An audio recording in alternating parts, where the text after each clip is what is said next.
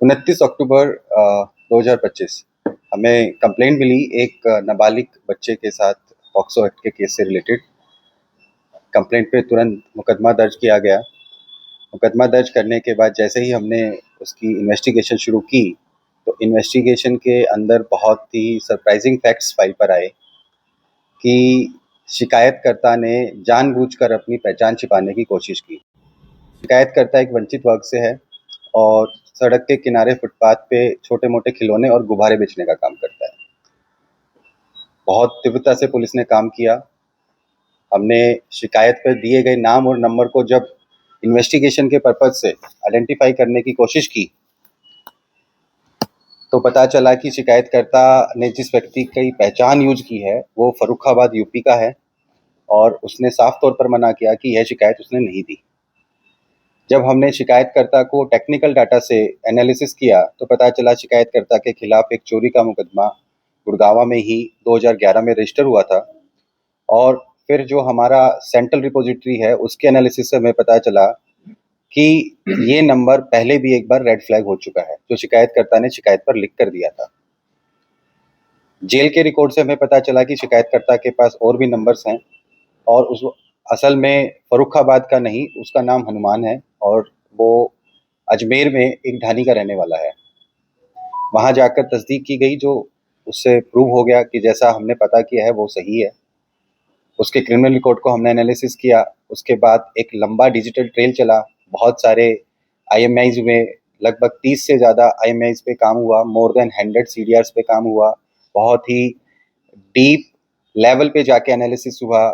इसमें हमने एक्सपर्ट की भी ओपिनियन ली। एक एआई टूल डेवलपर को भी इनकॉर्पोरेट किया बाहर से, उन्होंने भी हमारी मदद की and finally we were able to find out कि ये एक बहुत डीप रूटेड कॉन्स्पिरेसी है जो एक गुब्बारे वाले को सामने रखकर चलाई जा रही है। इस कॉन्स्पिरेसी के अंदर एक एडवोकेट, अभी हम उनकी डिग्री वेरीफाई करेंगे, इसलिए इस विषय में मैं ज़्यादा नहीं कहना चाहूँगा, उसके वेरिफिकेशन के बाद ही कहा जाएगा, जिसका नाम गीतिका है। हमारे डिजिटल डाटा के एनालिसिस से पता चला कि सारी डॉट्स एक जगह जाके कनेक्ट होती हैं और कैसे एक गुब्बारे वाला भी वही फ़ोनों का प्रयोग करता है जिन फ़ोन्स को ये जो एडवोकेट हैं गीतिका, उनका पति और अन्य लोग कर रहे हैं, जो बहुत अजीब लगा। फिर हमें पता चला कि यहाँ बहुत अदर इंटरकनेक्टेड डॉट्स भी हैं और जिस डॉट को हम जोड़ते गए उसमें दोनों में सिर्फ गीतिका और उसके पति हर्ष, इन्हीं को ही कॉमन सेंटर में पाया और पता चला कि 3 हम एफआईआर अब तक रिकवर कर चुके हैं, आइडेंटिफाई कर चुके हैं, जिसमें जो अभी we have strong incriminating believes and evidences which will be investigating during the process, because you have created an SIT, that this advocate Geetika actually पहले एक मैरिटल डिस्प्यूट्स में जहाँ मैट्रिमोनियल डिस्कॉर्ड होते हैं उसमें पति की वकील बनती है। उसके बाद पति से सारी इंफॉर्मेशन लेके उसके बाद उसकी पत्नी की वकील बनती है और फिर उसके बाद झूठे पॉक्सो और रेप केसेस की कार्रवाई पति के खिलाफ करवाई जाती है। ऐसा एक पॉक्सो का केस हमने आइडेंटिफाई किया है। अच्छी बात यह है कि पुलिस ने उस केस को मेरिट पे ही कैंसिल कर दिया था।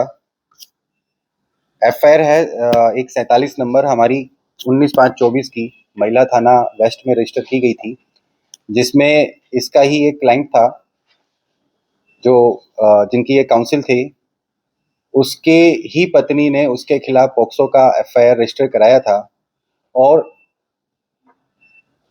जिस रेफरेंस से उनको ये वकील मिली थी गीतिका, उन्होंने स्वयं एक एक्सटॉर्शन की कंप्लेंट्स कुछ समय पहले पुलिस को ही दी थी कि किस प्रकार से पहले वो उनकी एडवोकेट हैं और फिर उसके बाद उनकी पत्नी की एडवोकेट बनकर दोनों तरफ झूठ बताकर और उनके बीच ना केवल मैट्रिमोनियल इशू क्रिएट कर रही हैं बड़ा, अपितु उनको इस बात की थ्रेट्स भी मिल रही हैं। हमने इंडिपेंडेंटली वेरीफाई किया है दोनों ही केसेस में जो मैंने अभी आपके सामने रखे हैं। इसमें अननोन नंबर से कॉल्स भी हुई हैं एक्सटॉर्शंस की कि किस तरीके से आप पैसा देकर इस मामले को सेटल कर लें, और हमारे पास इसकी रिकॉर्डिंग्स और प्रूफ्स जो अब तक हम रिकवर कर पाए हैं फाइल पर हैं। हमें उम्मीद है हम आगे भी और रिकवर करेंगे। इसके अलावा पूछताछ में ये भी पता चला है, हमारी टीम ने ग्राउंड पर काम किया, ग्राउंड इंटेलिजेंस को डेवलप किया, अजमेर गए, तो हमें पता चला कि ऐसा ही केस एक फरीदाबाद में भी, जो ये गुब्बारे वाला है हनुमान, इसकी पत्नी के मार्फत से दर्ज कराया गया। किस प्रकार से एक षड्यंत्र रचा गया कि शिकायतें लिखी गई, उनको इनके हाथ से लिखवाया गया, उसके बाद इनको एक सुनियोजित तरीके से उस व्यक्ति जहां उसका अमूमन आना जाना है उसका रूट आइडेंटिफाई किया गया। इस तरह की बातें सिर्फ एस्ट्रेंज स्पाउसेस के केसेस में ही अभी सामने आई है कि उनकी पत्नियां जो हैं, पत्नी, I want mention that way, जो इन पर्टिकुलर केसेस में जो बेटर हाफ हैं उनके स्पाउसेस हैं, उन्होंने एस्ट्रेंज स्पाउसेस ने उनकी इन्फॉर्मेशन दी कि उनकी मूवमेंट क्या होती है, और उस पर्टिकुलर प्लेस पे ही इनका ठिकाना बना दिया जाता फुटपाथ पे। वहां से वो उनकी मूवमेंट को नोट करते और एक पर्टिकुलर डे पे फिर ये अपना एलिगेशन पुलिस के सामने रखते। कानूनन हम जब किसी महिला विरुद्ध अपराध और बच्चे के प्रति जो अपराध होते हैं पॉक्सो केसेस के, क्राइम अगेंस्ट वुमेन पे, उस पर तुरंत गवर्नमेंट की, कोर्ट की, और ये हमारा खुद का इनिशिएटिव भी है कि हम तुरंत कार्रवाई करें तो एफआईआर दर्ज की जाती है। और वो एफआईआर जो कम्प्लीटली बेनुयाद तरीके से, फेक बेसिस पे और एक कॉन्स्पिरेसी, षड्यंत्र और सुनियोजित तरीके से की जाती हैं। इन्वेस्टिगेशन के बाद अच्छी बात यह कि फरीदाबाद पुलिस ने भी उस केस को कैंसिल किया है, और कैंसिलेशन के बाद वो कोर्ट में अभी कोर्ट के सामने रखी गई है फाइल। बहुत सारे एविडेंसेस जब हमारे पास आ गए तो हमने इसमें सबसे पहले जो हनुमान है उसको गिरफ्तार किया। उसके बाद हमने जो इस केस में गीतिका है, उसके पति हैं हर्ष, उनको आइडेंटिफाई किया। आइडेंटिफिकेशन के बाद तुरंत हमने माननीय न्यायालय से इसका प्रॉपर 96(1) पीएनएसएस के तहत प्रॉपर सर्च वारंट जारी कराया। हमने डीसी साहब के माध्यम से एक गैजेटेड ऑफिसर महिला को ड्यूटी मजिस्ट्रेट के तौर पर नियुक्त करने की एप्लीकेशन दी, और पंच विटनेस के लिए 2 गवर्नमेंट एम्प्लॉइज़ को, जो सरकारी कर्मचारी हैं, उनको विटनेस के तौर पर नियुक्त करने के लिए भी रिक्वेस्ट की। उसके बाद इस केस, जिसमें मैंने आपको पहले बताया था कि एक एसआईटी गठित की गई थी जो एसीपी बादशाहपुर के नेतृत्व में काम कर रही है, जिसमें सीआईए इंचार्ज थाने की महिला पीएसआई सुमन, हमारे एसएचओ, हमारे इन्वेस्टिगेशन इंचार्ज जो विंग के हेड हैं थाने के वो, और हमारे साइबर सेल के इंचार्ज यशपाल, सबने दिन रात मिलके कंधे से कंधा मिलाकर काम किया। 3 दिन तक बिना सोए सबने मेहनत की, और एक प्रॉपर प्लानिंग के साथ जहाँ जो इनका रेजिडेंशियल एड्रेस है टाटापुरी मंती में, वहाँ पर रेड की गई। सर्च ऑपरेशन चलाया गया। सर्च ऑपरेशन के दौरान कानून की सभी धाराओं का, सर्च वारंट की डायरेक्शंस का, माननीय न्यायालय के आदेशों का पूर्ण रूप से पालन किया गया। बड़ी डिसेंसी से रेड हुई। वहाँ पर सर्च के दौरान जब huge amount of cash recover हुआ तो बैंक को प्रॉपर कम्युनिकेट करके वहाँ से कैश काउंटिंग मशीन और जो गवर्नमेंट अपॉइंटेड व्यक्ति हैं बैंक से बुलवाए गए ऑन रिकॉर्ड। उन्होंने काउंट किया तो लगभग 1 करोड़ 14 लाख से ज़्यादा पैसे रिकवर हुए। मैं आपको ये भी बताना चाहता हूँ कि काउंटिंग सर्च लगभग 16 से 17 घंटे चली ऑन रिकॉर्ड, और 16 या 17 घंटे चली है।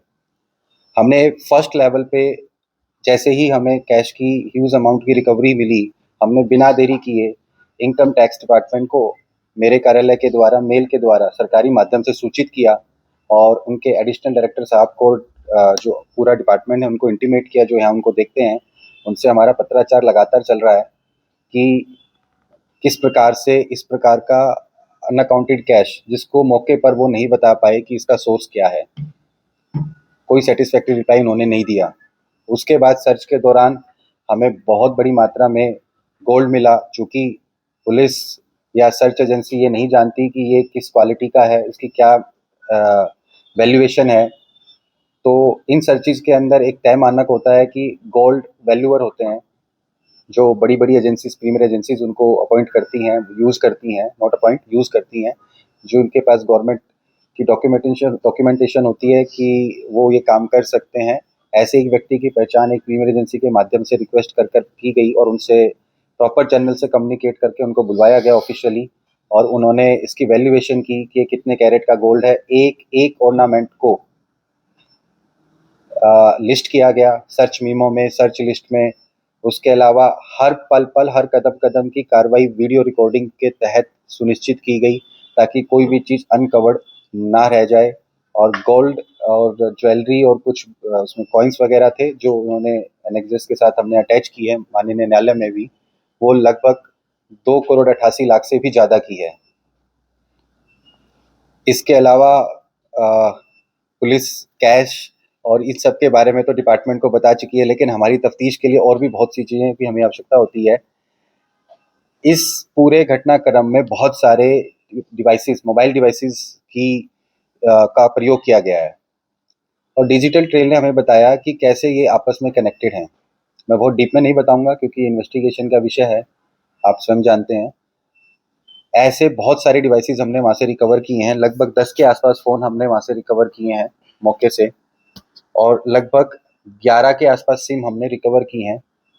अभी वो माननीय न्यायालय में पेश की गई हैं, उनसे प्रार्थना पत्र हमने पुट अप किया है, एक रिक्वेस्ट की वो हमें हैंडओवर की जाएँ ताकि उस हैंडओवर के बाद हम उनको करें, और वो माननीय न्यायालय से पुट अप हुई हैं।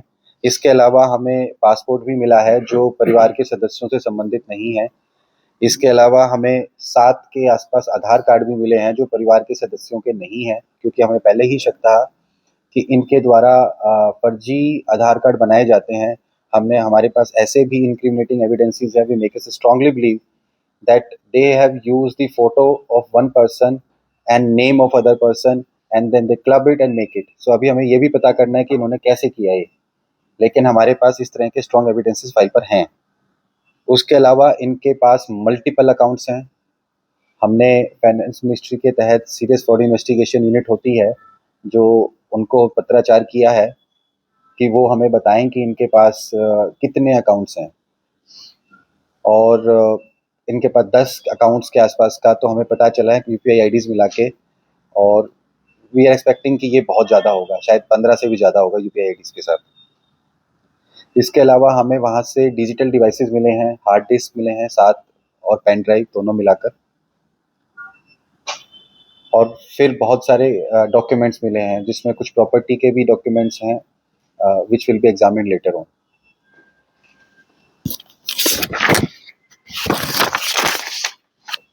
इस मुकदमे में अब तक 3 लोगों की गिरफ्तारी की गई है, जिसमें जो स्ट्रीट वेंडर है, जो गुब्बारे वाला छोटा व्यक्ति है जो फुटपाथ पे काम करता है, हनुमान, जो बगरिया की ढानी है जिला अजमेर में, थाना सरवाड़ का रहने वाला है, उसकी गिरफ्तारी हुई है।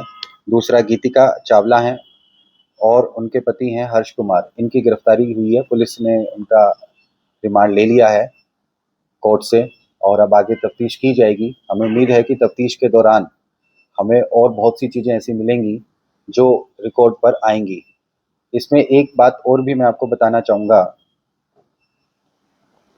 कि ये बहुत सुनिश्चित तरीके से किया जाता था कि पहले एक शिकायत जो हमें लगता था, वही बात हमने सर्च के दौरान हमें मिली भी कि ये शिकायत खुद लिखते थे, और फिर इस गुब्बारे वाले से दोनों केसेस में इसने लिखवाई अपनी राइटिंग में, ताकि पुलिस को किसी भी तरीके से ये शक ना हो कि शिकायत प्लांटेड है। और हमें सर्च के दौरान वॉलंटरीली जब उन्होंने उस लैपटॉप को ओपन किया, डिजिटल डिवाइस को देखा उन्होंने, तो उसमें हमें उस शिकायत के ड्राफ्ट भी मिल गए। हमें बहुत ऐसे strong incriminating deep rooted incriminating evidences मिले हैं जो उन्हें इन सभी मुकदमों से डिजिटली नहीं, फिजिकल एविडेंसेस के रोल पर भी कनेक्ट करते हैं। हमारे पास ग्राउंड इंटेलिजेंस है, हमारे पास ग्राउंड रूट्स हैं, हमारे पास और टेक्निकल एविडेंसेस है जो इस केसेस में इनको बहुत डीपली कनेक्टेड करते हैं। आपने एआई का जिक्र किया था, तो एआई ने क्या कुछ मदद की सर उनकी गिरफ्तारी में? देखिए, डिजिटल क्रांति का समय है, हर रोज नया फोन आता है और नई टेक्निक्स यूज होती हैं, और उसको यूज करने के लिए उसको समझने की शायद मुझे जरूरत लगता है कि नहीं पड़ती है, क्योंकि ग्राफिक यूजर इंटरफेस बहुत स्ट्रांग है और बहुत इजी है। मैंने आपको बताया कि 25 के लगभग तो हमने डिवाइसेस आइडेंटिफाई किए थे जो यूज हुए हैं। बट वी आर एक्सपेक्टिंग इससे काफ़ी ज़्यादा नंबर में इसमें यूज़ हुए हैं, क्योंकि अभी हम एक बहुत बड़े हिस्से पे काम किया है, काफ़ी हिस्सा काम करना बाकी है। 100 से ज़्यादा नंबरों की CDR को हमने एनालिसिस किया है। ऐसे में ये सब चीज़ें माननीय न्यायालय के सामने रखना और दिन प्रतिदिन उस कार्रवाई को कैसे हमने किया है इंटरकनेक्टेड रखना, क्योंकि इन्वेस्टिगेशन के दौरान फोकस भी चेंज हो जाता है। कभी कभी व्यक्ति यह भी भूल जाता है कि ये नंबर कहाँ कनेक्टेड था। तो हमने एक एक्सपर्ट को रॉपिन किया और उनसे रिक्वेस्ट की कि आप हमारे लिए एक ऐसा टूल बना के दें कि जितने नंबर कहाँ कहाँ किस किस IMI के साथ कनेक्टेड हैं, किस किस समय पे कनेक्टेड हैं, हम उस पर ग्राफिक यूजर इंटरफेस से बहुत आसानी से ना केवल समझ सकें बल्कि टीम के सभी लोग उस चीज़ को याद रख पाएँ।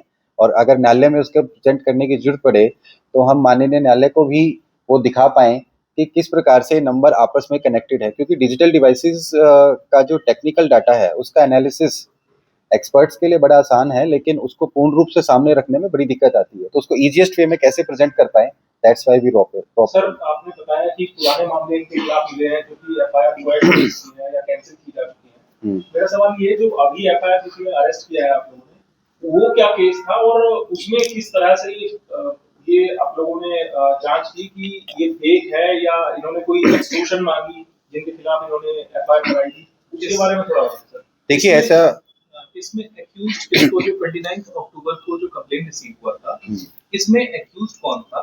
एक्यूज्ड क्या गीतिका या उसके हस्बैंड से या फिर इनके क्लाइंट के किसी से किसी तरह से रिलेटेड था? ये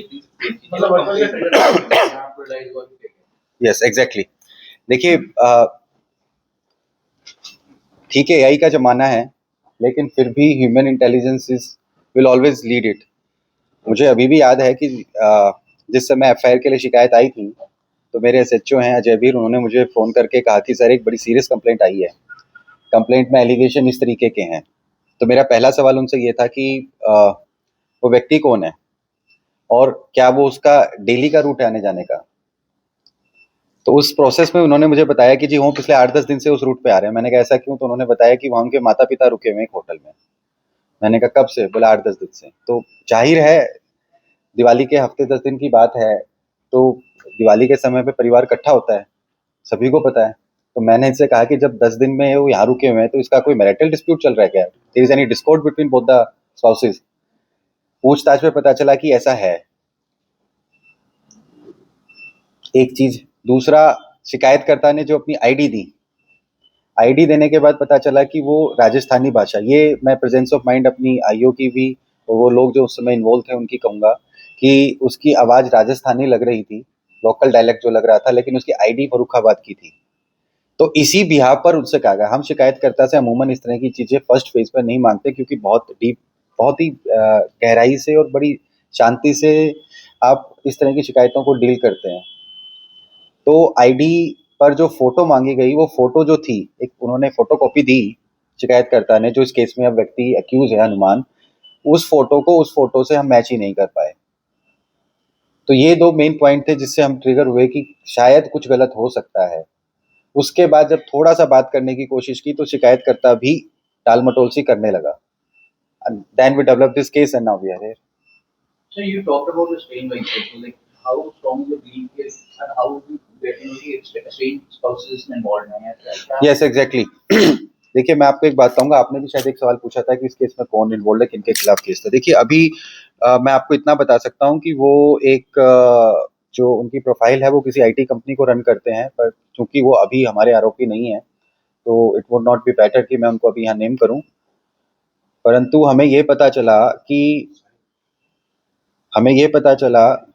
कि जब इस केस के अंदर हमने पहली बार उसके डिजिटल ट्रेल पे काम करना शुरू किया तो फर्स्ट रेड फ्लैग तो हमारा थाने में रेज हुआ था। सेकंड रेड फ्लैग रेज हुआ जब हमें पता चला कि इस नंबर के खिलाफ एक एक्सटॉर्शन कंप्लेंट रजिस्टर हुई थी हमारे सेंट्रल रिपोजिटरी में, और then multiple red flags were raised और हर जगह हमने गीतिका को सेंट्रलाइज पाया और हर जगह हमने ये भी मतलब मोस्ट ऑफ द प्लेसेस पे हमें ये फाउंड आउट कि जो हस्बैंड है, पति है, उसका एक ही कहना है कि ये हमारी वकील थी और उसके बाद हमारी पत्नी की वकील बन गई, और उसके बाद एक केस में कहा कि जी मेरे बच्चे ने ही अपने ही बच्ची की तरफ से मेरे खिलाफ पोक्सो का पर्चा दर्ज कराया गया, अभी हमारे पास ऐसे भी इनपुट हैं, उनकी तरफ से ये भी बात आई है कि उन्होंने सीधे तौर पर इनको कहा था कि आपने ये करवाना है।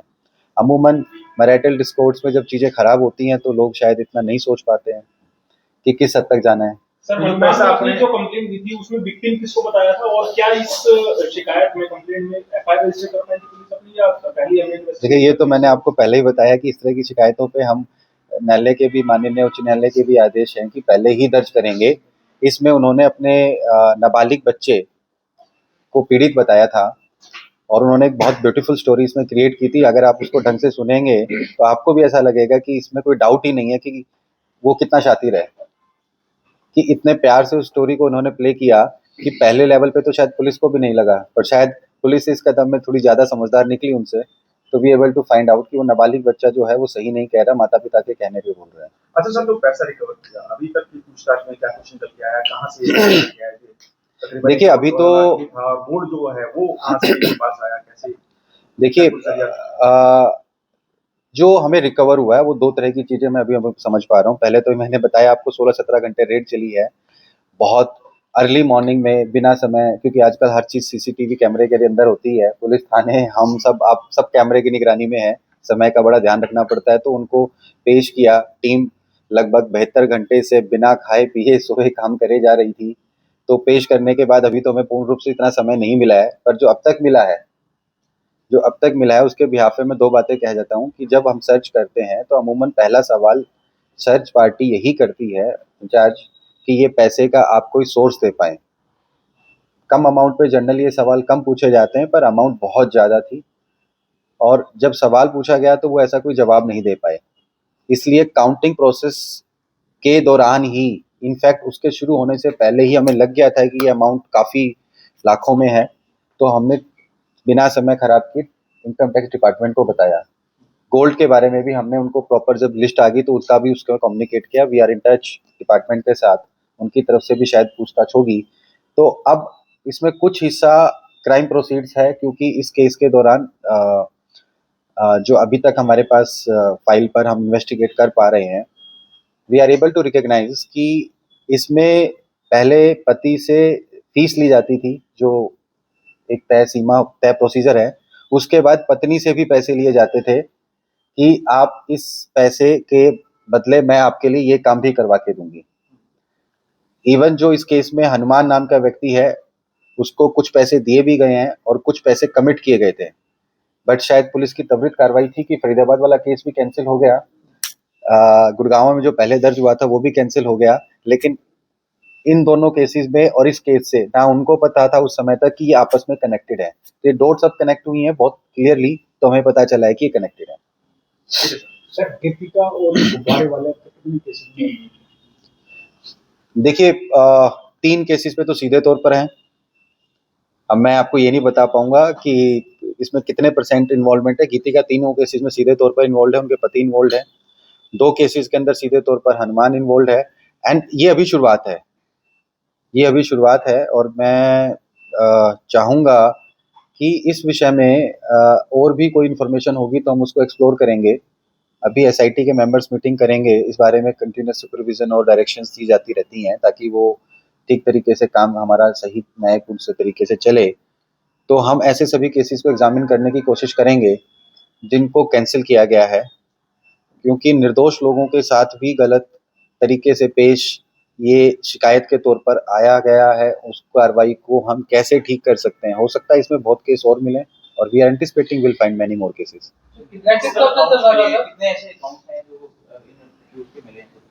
देखिए, अभी नंबर ऑफ यूपीआई आईडीज हैं और अकाउंट्स हैं लगभग 15 से ज़्यादा हैं, पर चूंकि होता क्या है कि हम डायरेक्ट बैंक को मेल करते हैं, बट एक और भी चैनल है, सीरियस फ्रॉड इन्वेस्टिगेशन यूनिट है, माननीय वित्त मंत्रालय के तहत एक एजेंसी काम करती है जिनके साथ हमारा समन्वय होता है। हमने उनसे संपर्क किया है और उनकी तरफ से एक रिपोर्ट आती है जो हम आपस में शेयर करते हैं। वो आने के बाद क्लियर तौर पे पता चल पाएगा। ट्रांजैक्शन कुछ क्लियर हो पाया सर, इन अकाउंट्स के अंदर कितना ट्रांजैक्शन हो रहा था? देखिए, मैंने आपको बताया ना, अभी पूरी रिपोर्ट मेरे पास आई नहीं है। टीम एसआईटी उसको एनालिसिस करेगी, पूरी रिपोर्ट आ जाएगी एंड हम जितने भी ट्रांजैक्शन हिस्ट्री है, ऑब्वियसली उसमें हर अकाउंट्स को स्क्रूटनाइज करवा पाएंगे। अगर जो जहां जहां हमें लगेगा कि गलत होगा उन सबको तो एग्जामिन करने की आवश्यकता होगी। अच्छा सवाल है। मैं बड़ी देर से पूछा आपने, ठीक सवाल। सर एक चीज और पूछनी थी, सर जैसे गीतिका तो एडवोकेट है, हनुमान गुब्बारे वाला, इन दोनों का संपर्क कैसे हुआ, कैसे टाइप हुआ? ये मतलब आप इन्वेस्टिगेशन अब आपने शुरू की है। देखिए अभी तक की जो प्रारंभिक पूछताछ है, क्योंकि कल तो 17 घंटे की रेड चली तो हमें बहुत कम समय मिला गिरफ्तारी, क्योंकि हमें तुरंत गिरफ्तारी करनी थी। अभी तक ये पता चला है कि जो गीतिका के पति हैं हर्ष कुमार टक्कर, पहले वो बेकरी को सामान सप्लाई करते थे, किस तरह का करते थे वो अभी पूछताछ करेंगे दोबारा से, समय है, रिमांड मिला है। उसके बाद इन्होंने मेरठ की किसी यूनिवर्सिटी से लॉ की गीतिका ने, उसके बाद 2022 में इन्होंने बताया कि लॉ हुई है, 23 में गीतिका ने लॉ की प्रैक्टिस करनी शुरू की है। उन्होंने स्वयं ये मानी है बात गीतिका ने कि चूंकि मैरिटल डिस्प्यूट जो मैट्रिमोनियल डिस्प्यूट्स हैं उसमें पैसे ज़्यादा मिलते हैं, उनमें काम दूसरे तरीके से होता है, ज़्यादा मेहनत नहीं करनी पड़ती, ऐसा उनका मानना है, गीतिका का मानना है उसका कि ऐसा होता है, इसलिए ये आसान थे, उसको काम भी नहीं आता था, ऐसा उसने भी कहा है, तो उनके लिए इजी टारगेट था। दूसरा आपका सवाल था कि ये कैसे संपर्क में आए। Digitally we have proved it. ये टेक्नोलॉजी की खूबसूरती है कि हम इस बात को फाइल पर रख पाए, कोर्ट को बता पाए कि किस तरीके से मिले। 2023 में हनुमान अपनी पत्नी के साथ भूतेश्वर मंदिर के पास रहता था, लेबर का काम करता था, वहीं पर पहली बार इनका संपर्क हुआ था और काफी समय तक वो निरंतर रूप से गीतिका का जो पति है हर्ष, उससे मिलता रहा और उसने उसकी पूरी आर्थिक स्थिति को समझा और उसकी मजबूरियों को, उसकी ज़रूरतों को समझा और उसके बाद उसने उसको फ्रंट पर यूज़ करने की पूरी योजना बनाई। और ये फिर आपके सामने मैंने बताया ना कि 3 केसेस का तो हम बता ही पाए हैं, अभी तो शुरुआत है, न जाने कितने और भी हो सकते हैं। देखिए पहले केस के अंदर एक केस के अंदर पत्नी के द्वारा दर्ज करवाया गया पॉक्सो का केस पति के खिलाफ। ये कौन सा था, कहाँ पे, किस थाने में, कब दर्ज हुआ? देखिए 47 नंबर एफआईआर है 19/5/2024 की, महिला थाना वेस्ट में। ये पत्नी के द्वारा उनकी बच्ची का जो पॉक्सो का एक्ट का केस है वो रजिस्टर कराया गया था पति के खिलाफ। उसमें भी पहले एडवोकेट जो थी वो गीतिका ही थी, बाद में उनकी बन गई, ऐसा उसने शिकायत में भी दिया है, उनके बयान भी हैं। दूसरी जो थी वो अभी 6ठे महीने में 26/6 को दर्ज हुई है रेप की, उसमें हनुमान की पत्नी की तरफ से ये शिकायत दर्ज करवाई गई कि उनके साथ रेप किया गया। और तीसरी हमारे पास एफआईआर रजिस्टर हुई है 391 नंबर। हाँ जी, तो मैंने आपको बताया ना कॉमन डॉट गीतिका है। गीतिका पहले पति की एडवोकेट होती है, उसके बाद पत्नी की बन जाती है, पति की सारी इन्फॉर्मेशन को पत्नी के साथ।